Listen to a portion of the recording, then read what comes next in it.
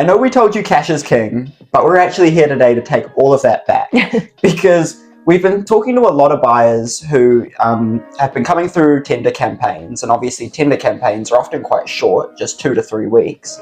And they'll come through maybe in the second open home and they say to us, I love the place, I want to get involved, but there just isn't enough time. And so we'll always recommend to them that they can put in an offer conditional on any further due diligence they need to do, whether that's a building report condition, solicitor's approval condition, or even just a finance, or even just a blanket due diligence condition, which pretty much covers you for anything. Clearly, we weren't totally putting you wrong with cash is king, because if a property has been super popular, lots of people through and multiple offer documents out, then to be unconditional is probably the one and only way that you're going to get to the top of the list of offers being made. However, it does need to be pointed out that probably half of the tenders and deadlines closing in Wellington at the moment across the board aren't getting any offers in at all.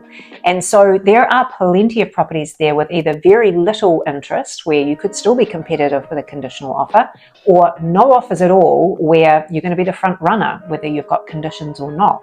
And if you feel unsure about whether the process has been busy or whether it's, one that's going a little slower, then always feel free to ask the agent, hey, what's most important to your client? Is it the price or is it speed? Because if they're looking for a speedy sale, then there's a chance they could go with an unconditional offer, even if it's lower in price. But if they say, hey, price is the important thing, they're not in any particular rush, then, put in an offer that you feel is good value and that could put you at the top of the, heap if there are multiple offers.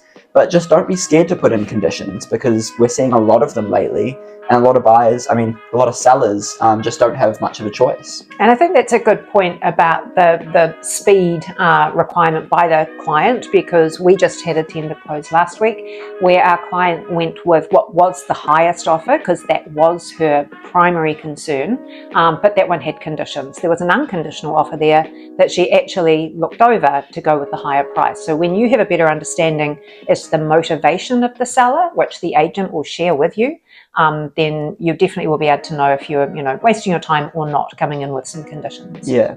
So to summarize, cash is still king. Yeah. It does still put you in the best position when offering. In fact, I think that's what we said. Cash is queen. Cash is queen. queen. My apologies. Cash is genderless royalty. But it is important to know, don't be afraid of conditional offers. And if it means you're going to miss out on a place that you really like, then don't be afraid to, put in a conditional offer and see what happens.